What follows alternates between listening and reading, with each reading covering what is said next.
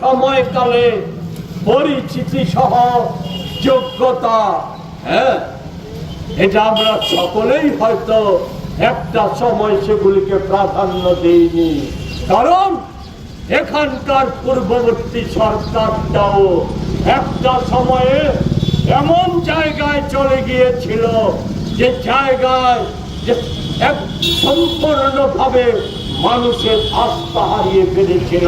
কারণ আমি বিস্তৃত থেকে যাব না, আজকের ঘটনাটা লোক দলবাজি, সর্বোপরি হচ্ছে দেশ, রাজ্য এবং মানুষের স্বার্থের বাইরে দলের স্বার্থের নামে একাংশ নেতা নেত্রীর স্বার্থ রক্ষা করতে গিয়ে সেখানে নানা কিছুতে আপোষ করেছিল।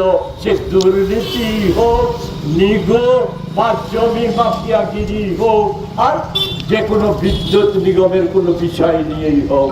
বিদ্যুৎ নিগম নিয়ে বলতে গিয়ে বলবো এটা ঠিক, ওই সময়ে ওই সরকারের সময়কালে কেন্দ্রীয় সরকারের সহায়তা নিয়ে আমাদের রাজ্যে দুইটা বৃহত্তর বিদ্যুৎ উৎপাদন কেন্দ্র গড়ে উঠেছিল, সকলেই জানেন। এতে আমাদের রাজ্য থেকে লোডশেডিং শব্দটা মুছে গিয়েছিল। আর আমাদের সেই বিদ্যুৎ ব্যবহার করে রাজ্যবাসীর প্রয়োজন মেটানোর পর বহির্রাজ্যে যেমন বিদ্যুৎ বিক্রি করা যেত, তেমনি বাংলাদেশে বিদ্যুৎ বিক্রি করে অর্থ উপার্জন করা যেত।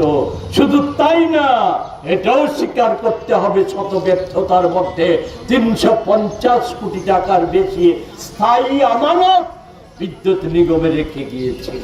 কিন্তু দুর্বলতাটা ছিল কোন জায়গায়? যে কারণে বললাম যে জনগণের স্বার্থটা প্রাধান্য পায়নি, প্রাধান্য পেয়েছে নেতা নেত্রীদের স্বার্থ রক্ষা করাটা। ওই সময়ে বিদ্যুৎ নিগমের যে অবস্থা ছিল, সেই অবস্থায় দাঁড়িয়ে রাজ্যবাসীকে আর্থিকভাবে আরো অনেকটা সহায়তা করার সুযোগ ছিল। কিন্তু সেই সুযোগ থাকা সত্ত্বেও সেই সুযোগটাকে কাজে লাগায়নি। সেই সময়ও আমরা দেখেছি বিদ্যুৎ মন্ত্রী বা